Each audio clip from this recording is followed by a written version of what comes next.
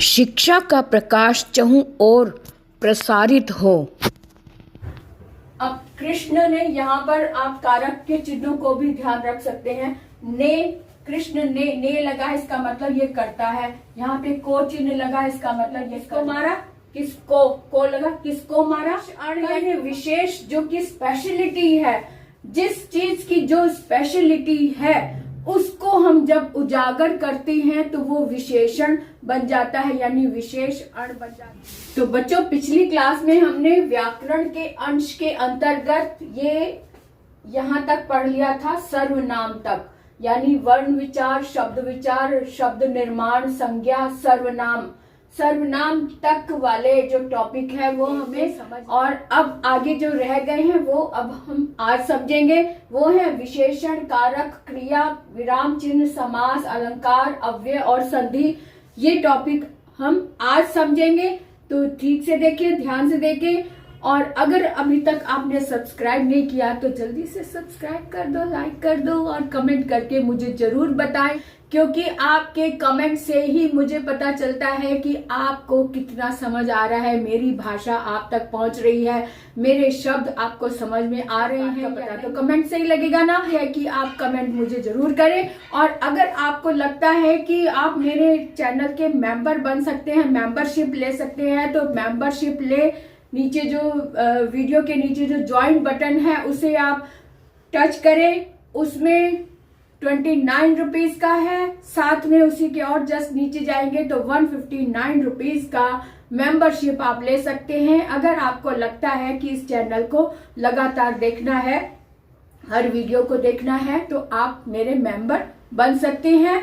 Only 159 rupees. शुरू करते हैं आज की क्लास अरुणा कालिया के साथ। आज मैं लेकर आई हूँ व्याकरण की अंश, जो कि एक ही वीडियो में सारे ही टॉपिक्स एक साथ आप समझ सकते हैं, बार बार वीडियो बदलने की जरूरत। जो चीजें मैं बताती हूँ वो आपको बुक्स में बहुत कम पढ़ने को मिलती हैं। मैं आपके अपने अनुभव जोड़कर, जो बारीकियां जो किताबों में भी नहीं लिखी होती, वो रेड कर आपको बताती हूँ कि यहाँ पर इसका क्या मतलब है। इसलिए मैं बोलती हूँ कि इस चैनल को आप जरूर देखें, पूरा देखें, स्टेप बाय स्टेप पूरा देखें, हर स्टेप को देखने का प्रयास करें, क्योंकि स्किप किए बगैर अगर आप देखेंगे तभी पूरी बात समझ में आए। तो आज मैं लेकर यहाँ पर से शुरू करूंगी कि विशेषण जैसा कि इस शब्द से ही प्रतीत हो रहा है कि हर शब्द, जो भी इसके टॉपिक्स होते हैं ना, 80% जो परिभाषा है वो उसके शब्द में ही निहित होती है। वो कैसे, उसे समझने की समझ होनी चाहिए कि इसमें कैसे हम शब्द के अंदर हम परिभाषा को कैसे ढूंढे। अब जैसे ये विशेषण है, शब्द विशेषण हमने लिया, विशेष, इस विशेष को देखो, विशेष और अणा को अलग रहने दो। विशेष अण यानी विशेष, जो कि स्पेशलिटी है, जिस चीज की जो स्पेशलिटी है उसको हम जब उजागर करते हैं तो वो विशेषण बन जाता है, यानी विशेष अण बन जाता है। किसी भी वस्तु का, किसी भी व्यक्ति का या किसी स्थान की जो भी विशेषता होती है उसको जब हम उजागर करते हैं तो वो विशेषण कहलाता है। विशेषण किस किस का देखा जा सकता है? संज्ञा का देखा जा सकता है। जितनी भी संज्ञाएं हैं उनकी विशेषता हो सकती है, जितने भी सर्वनाम हैं उनकी विशेषता हो सकती है। तो इनकी विशेषता जब हम जानते हैं तब उसे हम विशेषण कहते हैं। इतनी बात क्लियर हो गई। अब देखें कि विशेषण कौन कौन से होते हैं, विशेषण के भेद कौन से होते हैं। तो सबसे पहले आता है विशेषण का भेद आता है, सबसे पहले गुण विशेषण। गुण विशेषण, जैसा कि यहाँ पर भी नाम से ही पता चल रहा है कि गुण जो है, एक चीज छोटी सी और समझ लो कि गुण का मतलब है कि अच्छे या बुरे, दोनों ही तरीके के जो भी गुण होते हैं, यानी अच्छे भी हो सकते हैं, बुरे भी हो सकते हैं। जो भी हमारी क्वालिटी है, चाहे वो आप अच्छाई में, क्योंकि देखने वाले पर निर्भर करता है ना, देखने वाले को गुण अच्छा लग रहा है या बुरा लग रहा है, लेकिन गुण तो गुण है। तो गुण जो है अच्छाई में हो या बुराई में हो, दोनों ही अवस्था में वो गुण ही कहलाते हैं। गुण विशेषण के अंतर्गत वो शब्द आते हैं। तो गुण विशेषण में क्या क्या आता है, जैसे कि गुण दोष गुण आते हैं। जैसे गुण में अच्छा, वीर, बहादुर, दयालु, दानी, दयालु, ये हो गए गुण जो अच्छाई में आते हैं। और अगर हम इसके गुण को बुराई में देखें तो दोष देखें, बुरा, अत्याचारी, कायर,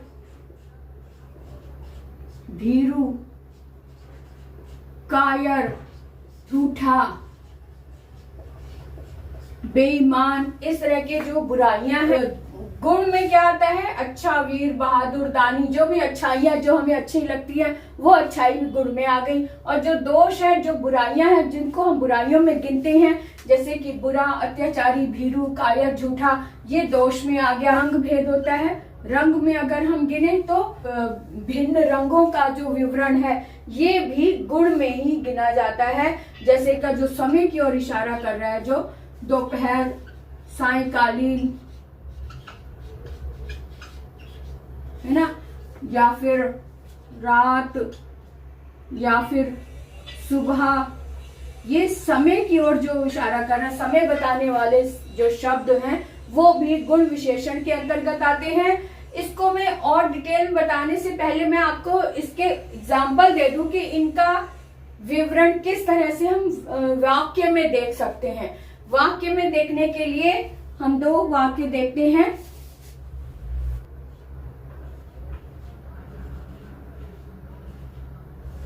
सफेद हंस सरोवर में तैर रहा है।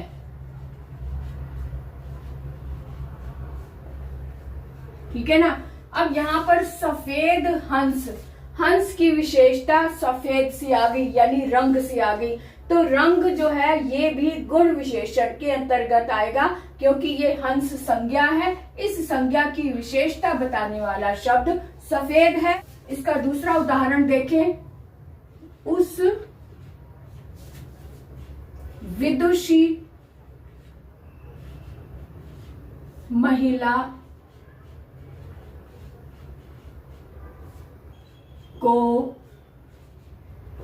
बुलाओ। उस विदुषी महिला को बुलाओ, यानी यहाँ पर महिला संज्ञा है तो इसकी विशेषता बताने वाला गुण विदुषी हो गया, क्योंकि ये विशेष गुण इसके अंदर है। इसको हम उसके गुण के कारण हम इस महिला को विदुषी नाम दे रहे हैं, विदुषी महिला। अब ये हो गया, ये गुण में आ गया, तो विदुषी भी गुण विशेषण में आ गया। तीसरा उदाहरण देख ले।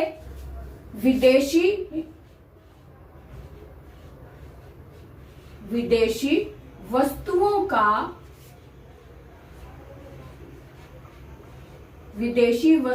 का बहिष्कार करो,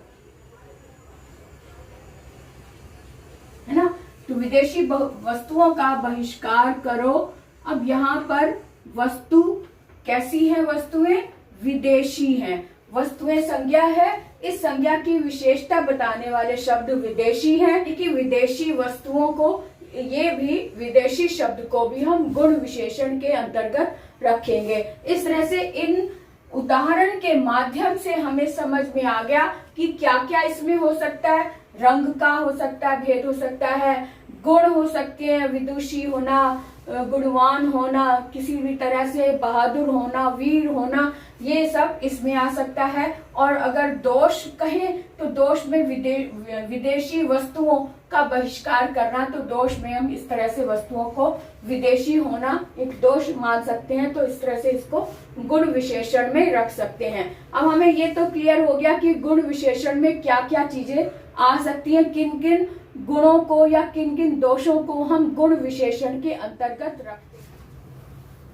इसका अगला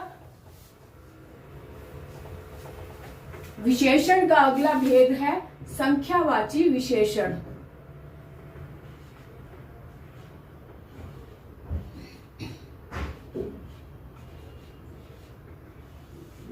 संख्यावाची विशेषण, जैसा कि इस शब्द से ही पता चल रहा है कि इसमें संख्या यानी गिनती का प्रयोग हो। 25 छात्र कक्षा में बैठे हैं, ये वाक्य है। अब यहाँ जैसा कि संख्यावाची, तो 25 गिनती की ओर इशारा कर रहा है, संख्या की ओर इशारा कर रहे हैं, और छात्र संज्ञा है, तो संज्ञा की विशेषता, तो 25 जो है वो संख्यावाची।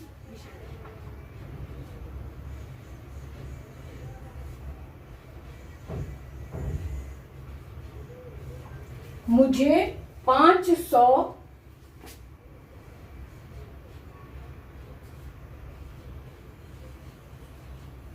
रुपए दीजिए। मुझे 500 रुपए दीजिए, तो 5 शब्द जो है ये गिनती है, संख्यावाची है, इसलिए इसे हम संख्यावाची विशेषण के अंतर्गत रखेंगे।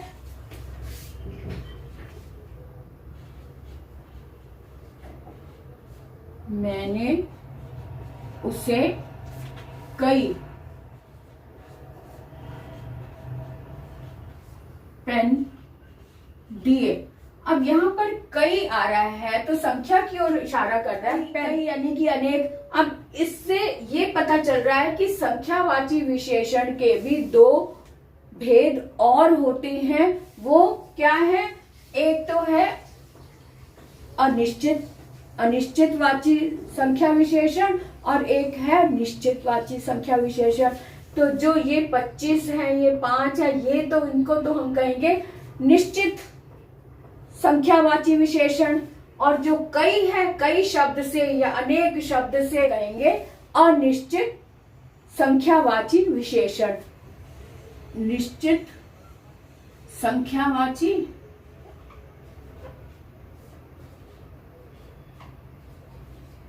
और दूसरा है अनिश्चित।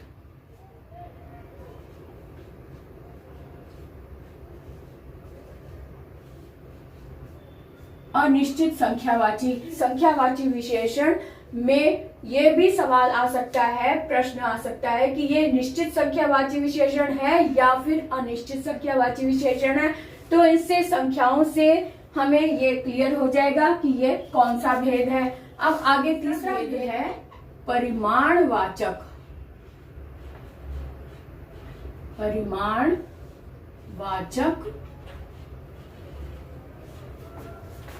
विशेषण, ओके ना। तो परिमाणवाचक, जैसा कि परिमाण का मतलब होता है तौलना, तो परिमाण का मतलब होता है तौल, किसी सामान की तौल देखना, वेट करना, तो वो तौल। अब तौल किस तरह से हो सकता है? अनेक इसके तरीके हैं तौल के। जैसे कि हम कोई सॉलिड चीज तौलते हैं तो वो किलो में, ग्राम में, टन में, क्विंटल में आ जाता है। अगर कभी कोई लिक्विड चीज तौलते हैं तो उसको हम लीटर में गिनते हैं, है ना। तो लीटर वाली चीज जैसे दूध है, पानी है, या तेल है, या पेट्रोल है, इसको हम लीटर में काउंट करते हैं, लीटर में इसको मापते हैं। कपड़ा नापना है तो कपड़ा हम मीटर, उसके मीटर होता है उसका नापने का, 1 मीटर, 2 मीटर कपड़ा, 4 मीटर कपड़ा, है ना। तो इस तरह से मीटर अलग अलग नाप हो सकती है, अलग अलग नाम हो सकता है, लेकिन आएगा वो तौल में यानी परिमाण में ही। जितने भी नापने वाली चीजें हैं उनको हम परिमाणवाचक में ही काउंट करेंगे। जैसे इसके उदाहरण देख लें हम। उदाहरण है, मेरे सूट में 3 मीटर कपड़ा लगता है। मेरे सूट में 3 मीटर कपड़ा लगता है। अब 3 मीटर जो है ये एक नाप बता रही है कपड़े की, तो कपड़े का नाप जो है वो परिमाणवाचक के अंतर्गत आता है। इसी तरह से एक और उदाहरण देखें, जैसे कि हमारे घर 2 लीटर दूध आता है, 2 लीटर दूध आता है। तो 2 लीटर दूध की क्वांटिटी हो गई, लिक्विड चीज की क्वांटिटी लीटर में हो गया, तो लीटर भी परिमाणवाचक के अंतर्गत आता है। और अगर हम कहें हम 10 किलो आटा, अब इसको अगर हिंदी में लिखे 10 किलोग्राम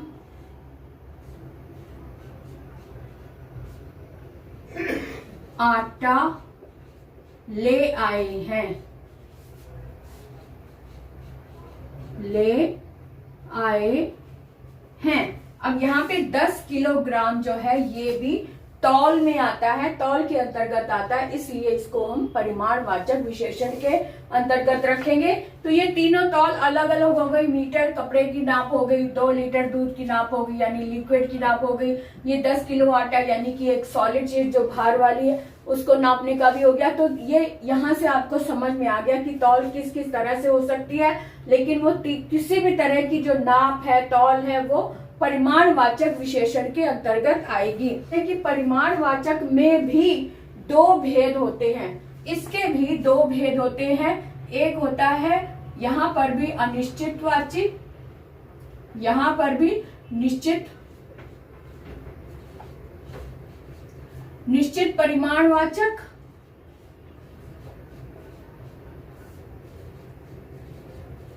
और दूसरा है अनिश्चित परिमाणवाचक, है ना। इसके बाद जैसे हमने संख्यावाची में सीखा था, ऐसे यहाँ पर भी परिमाण में भी 2 भेद होते हैं, निश्चित परिमाणवाचक और अनिश्चित परिमाणवाचक। अगर मेरे सूट में कुछ मीटर कपड़ा लगता, अगर हम 3 की जगह कुछ लिखे तो वो अनिश्चित हो गया। अगर हम कहें मेरे घर में 2 लीटर दूध आता है, ये तो निश्चित हो गया। अगर हम कहें हमारे घर में कुछ किलोग्राम आटा, हम कुछ किलोग्राम आटा ले आए। अब कुछ में ये नहीं क्लियर हो रहा है कि कितने किलोग्राम लाए, कुछ शब्द ने अनिश्चित होने का प्रमाण दिया और 2 लीटर ने निश्चित होने का प्रमाण दिया। तो जहाँ पे निश्चित रूप में संख्या है, यानी माप की बताई गई है, माप इतने मीटर है, संख्या के साथ में निश्चित रूप से जो बताया गया वो निश्चित परिमाणवाचक। जहाँ पर अंदाज बताया गया, कुछ बताया गया, कुछ शब्द आ गया या कोई आ गया, तो उसे हम अनिश्चित परिमाणवाचक के अंतर्गत रखेंगे। ये भी बात क्लियर। नेक्स्ट इसका चौथा भेद है सार्वनामिक विशेषण। जैसा कि इस शब्द से पता चल रहा है कि यहाँ पे सर्वनाम शब्दों का प्रयोग होगा, सर्वनाम वाले मिलाया जाएगा तब उसे सार्वनामिक विशेषण कहेंगे। कैसे, इसके हम एग्जाम्पल देखकर, इसके हम उदाहरण से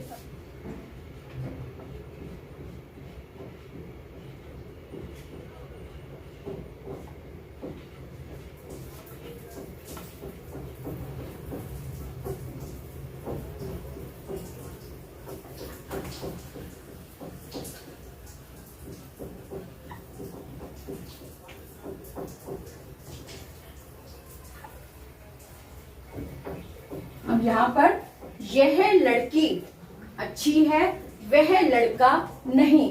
अब यहाँ पर यह सर्वनाम है और यहाँ वह सर्वनाम है, लेकिन यह शब्द इस लड़की की ओर संकेत कर रहा है, यानी जो सर्वनाम किसी संज्ञा की ओर इशारा कर रहा हो वहां पर वो सार्वनामिक विशेषण होता है। यह लड़की अच्छी है, वह लड़का नहीं। अब यह लड़की, यह शब्द सर्वनाम का है, लेकिन ये विशेषण के रूप में आया है क्योंकि इस लड़की की विशेषता बता रहा है यह शब्द, इसलिए यह सार्वनामिक विशेषण होगा।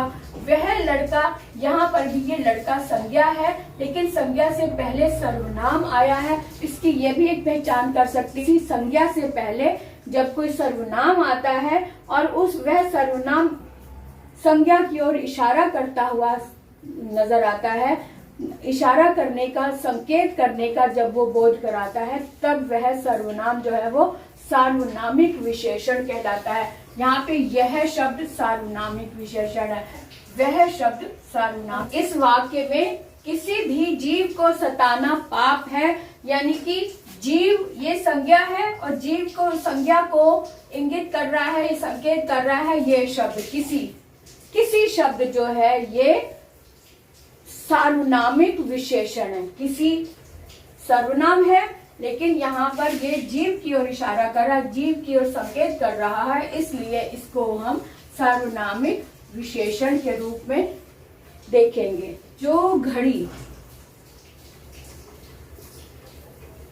घड़ी मेरे पास। अब यहाँ पर जो शब्द आया, जो घड़ी, अब घड़ी की ओर इशारा करने वाला शब्द सर्वनाम जो है वो जो आया है, तो जो सर्वनाम है लेकिन संज्ञा की ओर इशारा कर रहा है, इसलिए जो है वो सार्वनामिक विशेषण है। अब हम आगे बढ़ेंगे कि कारक क्या होता है। कारक के चिन्ह याद करने होते हैं, कारक के नाम और चिन्हों को हमने समझना होता है, तो इसलिए हम यहाँ पर देखेंगे कारक और उसके चिन्ह। एक चीज और बता दूं बेटा, जब आप बोलते हैं चिन्ह, ये चिन्ह है ना कि चिन्ह। न आधा नहीं है, यहाँ पर ह आधा है, इसलिए इसको हम अगर इस तरह से इसको विस्तार से लिखूं तो चिन्ह, ये आधा है और ये, इसको इस तरह से बोला करो चिन्ह। ये चिन्ह शब्द है ना कि चिन्ह, ठीक है, चिन्ह नहीं है, ये चिन्ह है क्योंकि ह आधा लगा है, इस बात की ओर ध्यान दो, चिन्ह है ये। तो कारक, इसका एक विशेष ध्यान रखना होता है, कारक का क्रम नहीं बदलना चाहिए। जितने भी कारक हैं उनका जो क्रम है 1 2 3 4 5 6 7, इनके क्रम को नहीं बदलना। जिस क्रम में हमने रखा है, जिस क्रम में हमने याद किया, उसी क्रम में ही इनकी संख्या होती है, उसी क्रम में ही इसे याद किया जाता है। जैसे फर्स्ट नंबर पर आता है कर्ता, दूसरे नंबर पर आता है कर्म, तीसरे पर आता है करण, चौथे पर आता है, पांचवे पर आता है,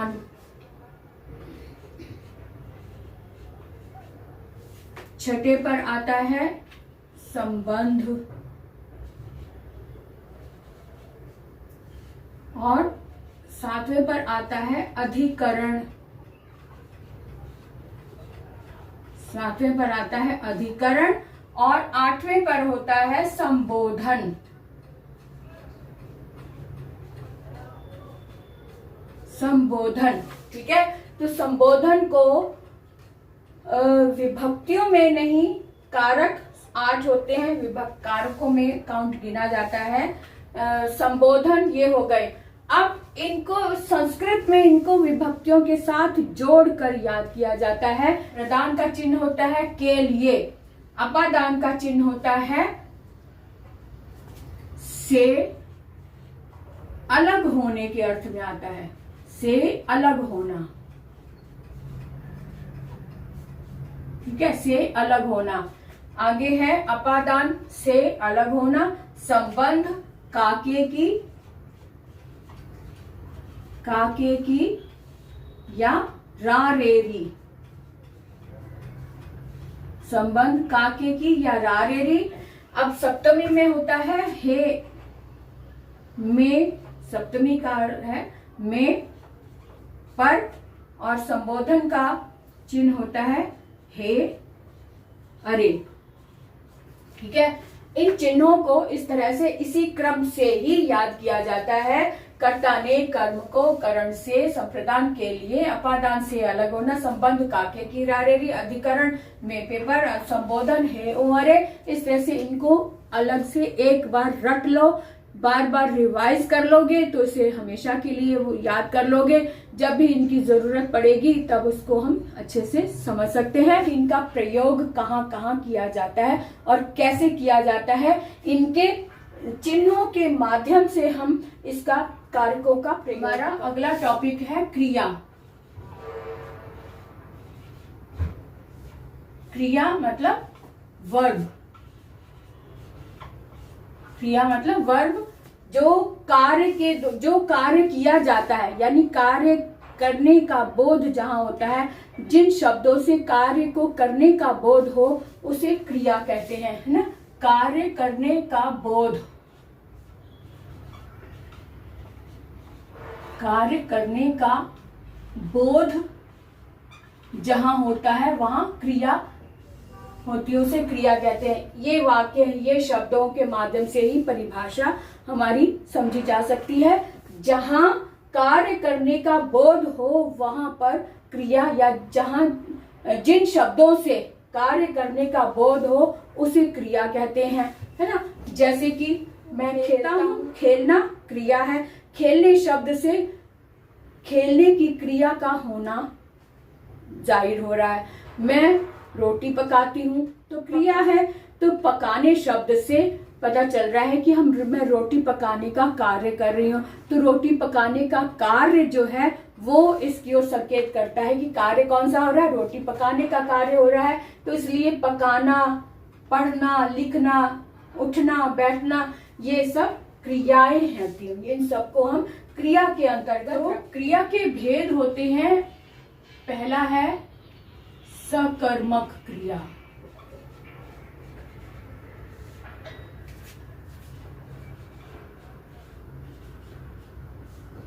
दूसरा है अकर्मक क्रिया।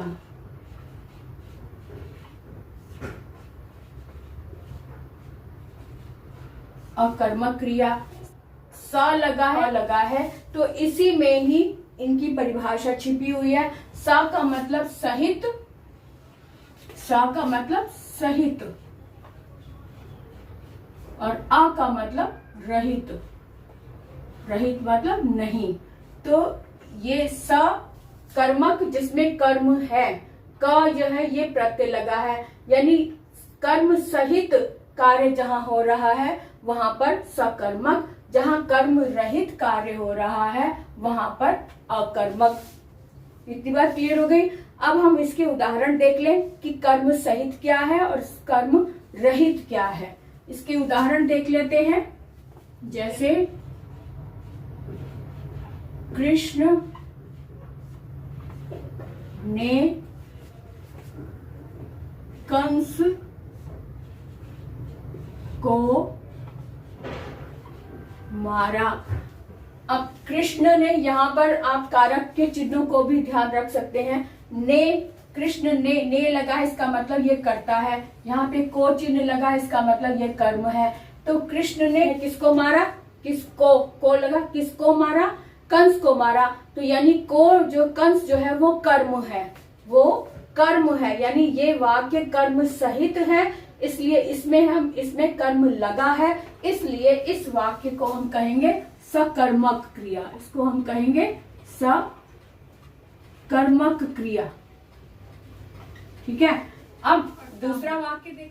मैं क्या पढ़ता हूँ, ये हमें नहीं पता, लेकिन पढ़ता हूँ। तो यहाँ पर इस वाक्य में कोई भी कर्म नहीं है, करता है। मैं, पढ़ा जा रहा है किसके द्वारा, मैं के द्वारा पढ़ा जा रहा है। मैं कर्म करता है, लेकिन मैं किसको पढ़ता है ये नहीं पता, इसका उत्तर नहीं मिला। तो इसका मतलब यह वाक्य अकर्मक है। यह वाक्य अकर्मक क्रिया वाला है, यानी इस वाक्य की क्रिया जो है वो अकर्मक है। इस क्रिया में कर्म नहीं है, इस क्रिया में कर्म है, इसलिए सकर्मक और अकर्मक। ठीक है। तो अब हमने ये समझा कि क्रिया क्या है। अब हम देखेंगे, अगला है टॉपिक हमारे पास विराम चिन्ह। विराम चिन्ह का भी पिछले दिनों में ही, मतलब इस वीडियो से पहले, विराम चिन्ह के ऊपर मैं 2 वीडियो बना चुकी हूँ फुल विस्तार से, आप उसको भी देख सकते हैं। विराम चिन्ह, विराम चिन्ह जो है, विराम का मतलब होता है रुकना। और रुकना कहाँ होता है?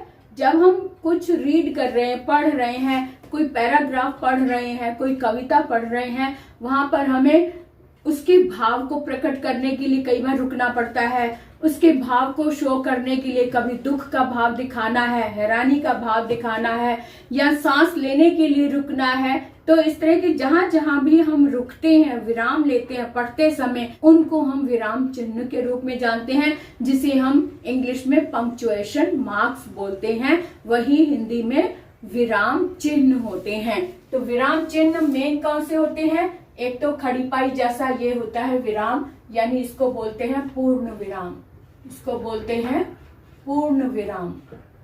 एक होता है ये कौमे जैसा, इसको बोलते हैं अल्प विराम, अर्ध विराम, है ना। ये होता है प्रश्न सूचक।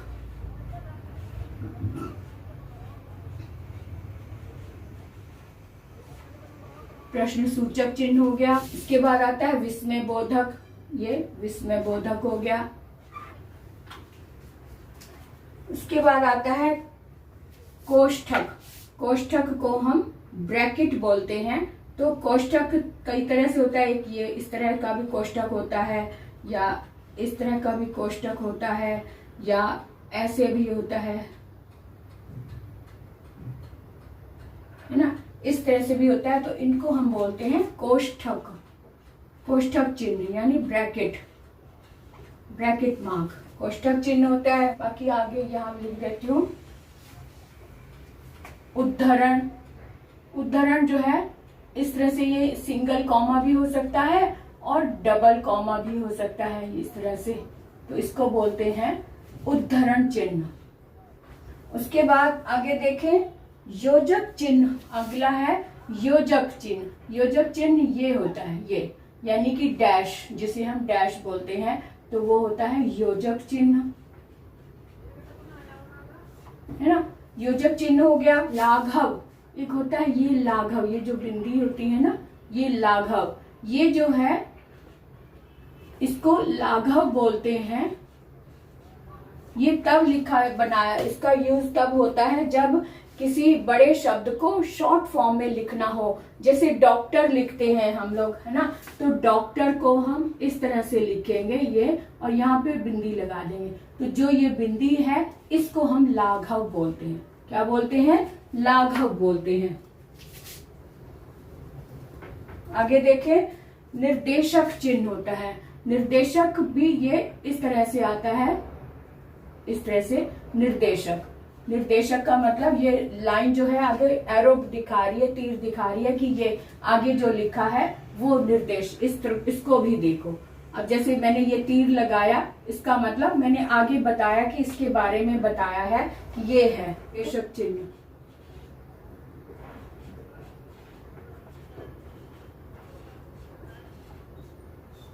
है ना, निर्देशक चिन्ह हो गया।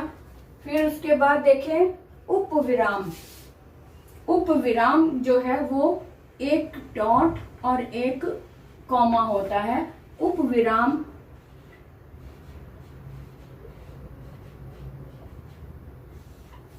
अल्प विराम में एक छोटा कॉमा लगाया जब 3-4 चीजें इकट्ठी एक साथ पढ़ने को होती हैं, तो उसमें सांस लेने के लिए जब हम रुकते हैं तब कॉमा लगता है। जब किसी शब्दों को उसकी उपयोगिता बताने के लिए जब हम रुकते हैं, जब हम बीच में सांस लेते हैं, तब वहां पर ये उपविराम आता है, एक डॉट और एक चिन्ह। विवरण चिन्ह जो है इस तरह से आता है, ये निर्देशक, और ये यहाँ पे निर्देशक में सिर्फ ये डॉट आता है, और यहाँ पर ये दो डॉट और साथ में ये दोनों करीब करीब सेम ही है, थोड़ा सा अंतर है। चिन्ह इसको हम कहेंगे विवरण चिन्ह। इसमें और इसमें ज्यादा अंतर नहीं है, करीब करीब सेम ही है। विवरण चिन्ह हो गया। ये बहुत इंपॉर्टेंट है जो अब ये है, ये ऐसे और ऐसे, इसको हम बोलते हैं त्रुटि पूरक चिन्ह। त्रुटि पूरक कैसे? जैसे हमने एक सेंटेंस लिखा, सेंटेंस लिखते लिखते बीच में कोई शब्द छूट गया। अब छूटे हुए शब्द को हमने शो करना है। तो छूटे हुए शब्द को, जैसे ये त्रुटि पूरक चिन्ह है, तो मान लो यहाँ पर कोई, यहाँ इन दोनों के बीच में कुछ छूट गया है, तो यहाँ पर मैं ये एरो बनाऊंगी और यहाँ पर वो शब्द, छूटा हुआ शब्द यहाँ लिख दूंगी। इसको बोलते हैं त्रुटि पूरक। ये एरो इस तरह से बनाकर ऊपर लिखा जाता है, इसको बोलते हैं त्रुटि पूरक। ठीक है, अब आगे देखें, ऊर्ध्व अल्प विराम। ऊर्ध्व अल्प विराम, ये ऊर्ध्व का मतलब ये है कि ऊपर की तरफ, ये जो कॉमा हम लगाते हैं ना, ऊपर की तरफ लगाते हैं शब्दों में, उसको बोलते हैं ऊर्ध्व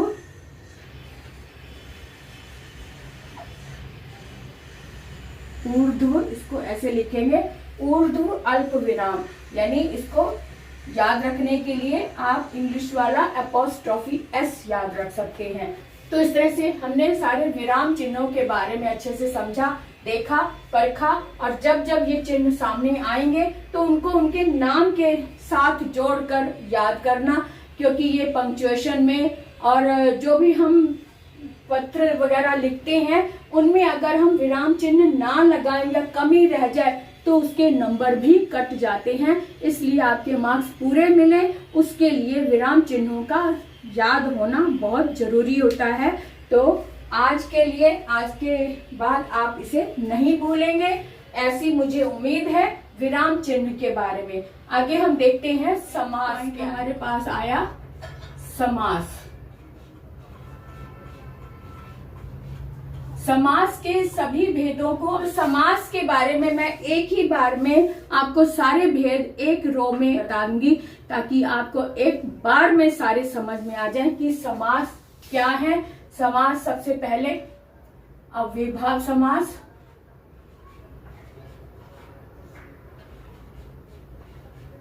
अव्ययीभाव समास। दूसरा है तत्पुरुष समास। इनके पहले भेद लिख लें, फिर इसके बारे में बताऊंगी। तत्पुरुष समास। तीसरा है कर्मधारय समास।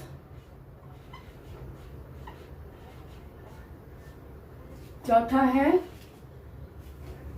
द्विगु समास। द्विगु समास। पांचवा है द्वंद्व समास।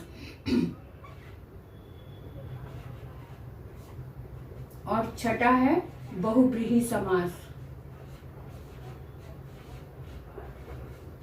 बहुव्रीहि समास अव्यय भाव में जहां पर उपसर्ग लगे हो, जहां पर, अब ये तो है कि सभी में पूर्व पद और उत्तर पद होता है, पूर्व पद और उत्तर पद होता है, ये तो सभी में जाहिर है ना। उत्तर पद, जो पहला पद उसे पूर्व पद, और जो बाद में आता है उसे उत्तर पद कहते हैं ना। अब यहाँ पर देखो, पूर्व पद में उपसर्ग लगा होता है, कहाँ पे? अव्यय भाव में उपसर्ग।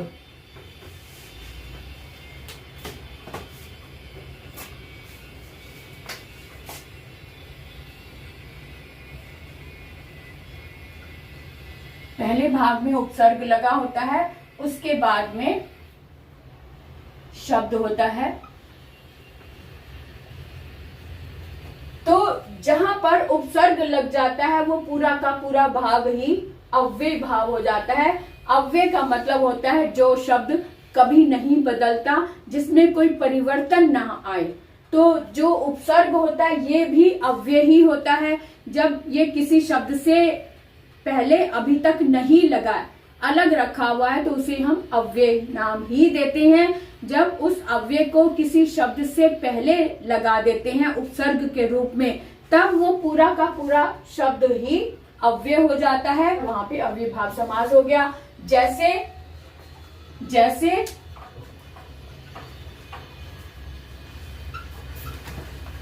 आ जन्म, आ उपसर्ग है और जन्म शब्द है सिंपल, तो शब्द से पहले आ लग गया तो ये आ जन्म हो गया। अब आते हैं तत्पुरुष समास। तत्पुरुष समास में कारक चिन्हों का प्रयोग होता है। तत्पुरुष समास में कारक चिन्ह होते हैं दो शब्द होते हैं, पूर्व पद और उत्तर पद, लेकिन बीच में, दोनों के बीच में जो है वो कारक चिन्ह छिपे होते हैं। कारक चिन्ह जब हम उसको विग्रह करते हैं तो कारक चिन्ह सामने आते हैं। जहाँ कारक चिन्ह आए वहां पर तत्पुरुष समास। तो तत्पुरुष समास की पहचान है जहाँ कारक चिन्हों का प्रयोग हो। जैसे राजपुत्र आ रहा है, यहाँ पर राज और इधर पुत्र आ रहा है, तो बीच में का छिपा हुआ है, तो का जो है वो कारक चिन्ह हो गए। राजा का पुत्र यानी राजपुत्र, है ना। अब कर्म धारय में भी पूर्व पद है और उत्तर पद भी है, लेकिन दोनों शब्द एक दूसरे के तुलनात्मक हैं। तुलनात्मक का मतलब है कि जिसमें एक शब्द विशेषण होता है, एक पद विशेषण होता है और दूसरा विशेष्य होता है। यहाँ पर इसकी ये पहचान होती है कि ये कर्म के रूप में, इसने विशेष्य ने इसको कर्म के रूप में धारण किया हुआ है। कर्म धारा का मतलब जिसने कर्म को धारण कर रखा है। अब जैसे उदाहरण देखिए अगर, तो उदाहरण के रूप में हम देखेंगे जैसे नील कंठ, है ना। तो नीलकंठ यानी नीला कंठ, यहाँ पर ये कर्म धारे, यहाँ पे नील जो है वो विशेषण के रूप में आया है और कंठ जो है वो विशेष्य है। नील विशेषण है, इस कंठ की विशेषता बताने वाला शब्द नील है, इसलिए यहाँ पर कर्मधारय समास है। यानी विशेषण और विशेष्य दोनों एक साथ आए हैं, इसलिए यहाँ पर कर्मधारय समास है ना।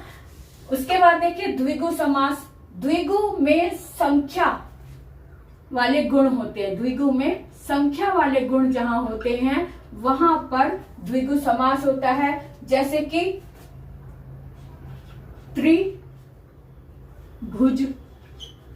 त्रिभुज।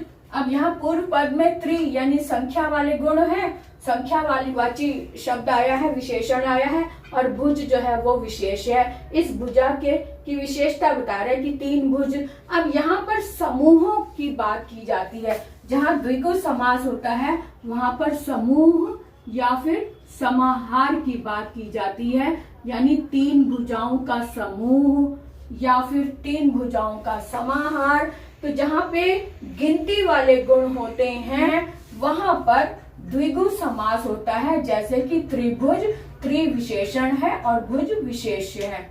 अब आगे देखिए द्वंद्व समास। द्वंद्व समास में भी 2 रूप होते हैं, लेकिन दोनों के बीच में, दोनों को मिलाने वाले शब्द और या फिर या फिर तथा या फिर अथवा, इस तरह से शब्द लिखे होते हैं, लेकिन दोनों पदों का महत्व बराबर का होता है। दोनों पद प्रधान होते हैं। इसकी विशेषता ये है कि यहाँ दोनों पद प्रधान होते हैं। दोनों पद प्रधान होते हैं और प्रधानता जो है वो और से पता चलती है। जैसे माता और पिता, जैसे माता और पिता, यहाँ पर हमने पिता लिखा, तो माता और पिता दोनों का स्थान बराबर का है। सुख दुख, दिन रात, है ना, ऊंच नीच, अमृत विष, इस तरह के जो दोनों के बराबर के एक दूसरे के को मात कर रहे होते हैं, एक दूसरे के अपोजिट होते हैं और एक दूसरे का आमना सामना कर रहे होते हैं। 2 शब्द होते हैं तभी एक की विशेषता होती है। 2 शब्द होंगे तब दूसरे की भी विशेषता होगी। जैसे कि खिलाड़ी के खेल के मैदान में 2 टीम होती हैं, दोनों टीमों का महत्व बराबर का होता है। बिल्कुल उसी तरह से यहाँ पर भी दोनों पद बराबर होते हैं, समान होते हैं, दोनों पद प्रधान होते हैं। तो वहां पर इनको विग्रह जब करते हैं तब और या अथवा ये शब्द लगते हैं, है ना। तो ये बात क्लियर हो गई कि द्वंद्व क्या होता है। अब आते हैं बहुव्रीहि। बहुव्रीहि समास में बहुत सारे शब्द होते हैं, लेकिन कोई भी शब्द प्रधान नहीं होता। यहाँ पर बहुत सारे शब्द होते हैं, इनके बीच में बहुत सारे शब्द होते हैं, लेकिन कोई भी शब्द इसमें से कोई भी प्रधान नहीं होता। कोई भी प्रधान नहीं होता। है ना। तो कोई भी प्रधान नहीं होता, लेकिन प्रधान होता कौन है? जो प्रधान होता है वो कहीं और होता है। ये सारे के सारे शब्द विशेषण के रूप में लगते हैं। ये सारे के सारे शब्द विशेषण होते हैं। जो विशेष्य होता है वो कहीं और होता है। ये सारे शब्द विशेषण भी हैं और साथ में जिसकी पहचान करनी है उसकी पहचान वाले शब्द होते हैं। ये शब्द पहचान लगा करने वाले होते हैं। जैसे कि लंबा उदर है जिसका, अब जिसका कहा तो जिसके के साथ में क्वेश्चन मार्क आ गया। ये सारे के सारे शब्द जो हैं वो विशेषण के रूप में यूज होते हैं और इनका जो विशेष्य है वो कहीं और होता है, उसको ढूंढना पड़ता है। विशेष्य को ढूंढना पड़ता है ना, विशेष्य को ढूंढना पड़ता है। इसकी विशेषता विशेषण वाले शब्दों से गेस करके, अब जैसे नीलाकंठ, नीलाकंठ है जिसका, अगर हम कहीं जिसका, यहाँ पर तो कर्म धारय के रूप में हुआ कि नीला विशेषण है और कंठ भी साथ में, कंठ विशेष है, नीलाकंठ है जो है। और अगर हम कहें नीलाकंठ है जिसका, अब जिसका जो क्वेश्चन आ गया, जिसका जो है वो बता रहा है कि किसका, तो क्वेश्चन मार्क जब आ गया तो किस क्वेश्चन मार्क के रूप में हमने ढूंढना शुरू किया, कहाँ कहाँ कौन कौन कौन, तो हमने ढूंढा। अच्छा हमने कहानी सुनी थी कि जब समुद्र मंथन हुआ था तब विष निकला था, तब जो असुर और सुर दोनों पीछे हट गए थे, कोई भी सामने नहीं आ रहा था विष को पाने के लिए। लेकिन विष को पान करने के लिए सबसे आगे आए शिव जी, महादेव आगे आए। तो महादेव ने विष पान किया था तो उनका कंठ नीला हो गया था। तो यानी कि नीला कंठ है जिसका, ये पहचान, ये शब्द जो है वो पहचान करा रहे हैं, एक लक्ष्य बता रहे हैं, एक उनकी विशेषता बता रहे हैं। तो इसलिए उत्तर में जब हमने ढूंढा कि महादेव, तब उसका उत्तर मिला हमें, ये महादेव की ओर इशारा हो रहा है। तो जहां पर सिर्फ ये सारे के सारे शब्द विशेषण के रूप में पाए जाते हैं, वहां पर, और विशेष्य कहीं और होता है, वहां पर बहुव्रीहि समास होता है। क्लियर हो गया ना। अब आगे देखें, नेक्स्ट है अलंकार। अलंकार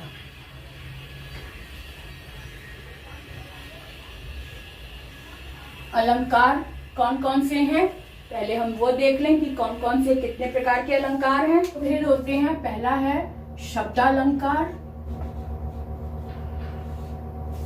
तो शब्दालंकार के अंतर्गत देखिए कौन कौन से भेद आते हैं। एक है अनुप्रास अलंकार,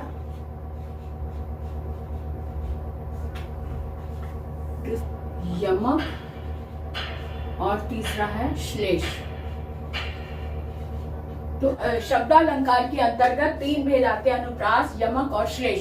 तो सबसे पहले इसे देख लें। अनुप्रास अलंकार में एक ही वर्ण, तो यहाँ पर शब्दालंकार के तीन भेद हैं, अनुप्रास, यमक और श्लेष। अनुप्रास में एक ही वर्ण की आवृत्ति होती है, जैसे तरुणी, तनुजा, तट, तमाल, तरुवर, बहुछाए। यमक में एक ही शब्द की आवृत्ति होती है, जैसे कनक, कनक्य, सौगुनी, मादकता, अधिकाय। यहाँ पे कनक कनक 2 बार शब्द आया। ऐसे यहाँ पे श्लेष अलंकार में आवृत्ति नहीं होती, फिर भी अनेक अर्थ होते हैं, एक ही शब्द के अनेक अर्थ होते हैं, आवृत्ति नहीं होती। जैसे पानी गए ना उबरे, मोती मानुष चून। तो यहाँ पानी शब्द एक बार आया है, लेकिन मोती मानुष चून 3 अर्थ इसमें अलग अलग आ रहे हैं। इसलिए ये तीनों ही शब्द के अनुसार शब्दालंकार, इन तीनों में शब्दों की विशेषता है, शब्दों के आधार पर कविता सुंदर बन पड़ती है, इसलिए इनको शब्दालंकार अर्थ बोलते हैं। अर्थालंकार के बारे में अब हम देखेंगे, ध्यान से देखेंगे, समझेंगे कि अर्थालंकार क्या है। अर्थालंकार के भेद के बारे में अब हम नेक्स्ट वीडियो में देखेंगे। अब 2 पॉइंट जो रह गए हैं, अव्यय और संधि, इसको हम विस्तार से अलंकारों के साथ अगले वीडियो में देखेंगे। तब तक के लिए विदा लेते हैं, फिर मिलेंगे नए वीडियो में। देखते रहें सभी वीडियो, स्टेप बाय स्टेप पूरे वीडियो देखें ताकि हर बात समझ में आए और हम आत्मसात कर पाएँ।